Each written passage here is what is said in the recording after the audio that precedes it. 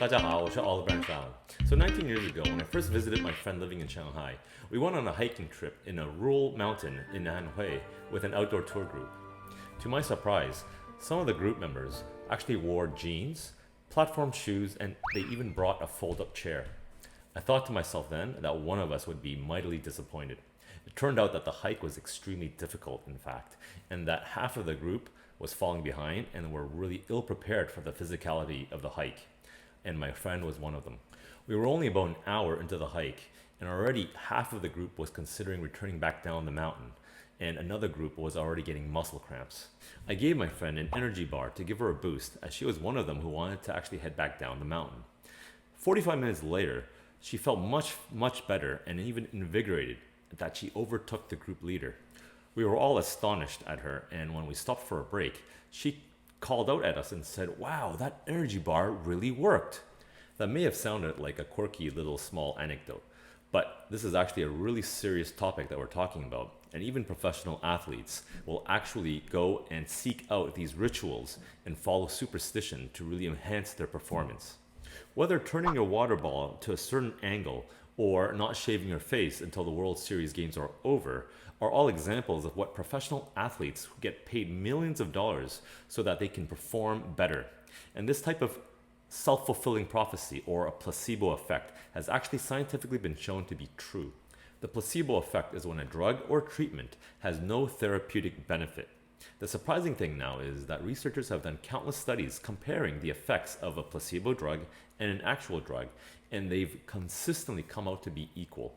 They explain how the placebo effect works through two mechanisms. The first one is called the expectancy theory, and that is when a person who takes the placebo has a certain expectation of the outcome. Thereby, it actually changes the way they act and behave so that it actually helps fulfill that belief. And an example of that is when I gave my friend an energy bar and they actually outperformed.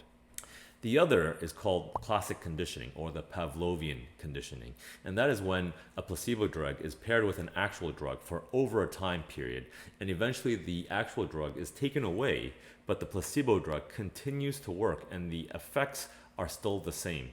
Certain drugs, treatments, or even some behaviors that have a desired effect, even though there's no therapeutic evidence for it, can be actually explained by something called a statistical phenomena.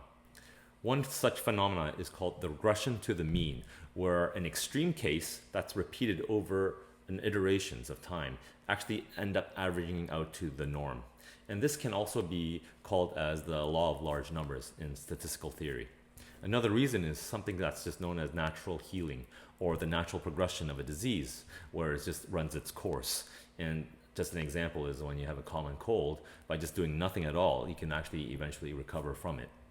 What's fairly agreed upon in the scientific community is that placebos work mainly through subjective experience, meaning that how someone experiences something or their perception of it, as opposed to something that's more observable, like a laceration, because no placebos can actually heal an open wound.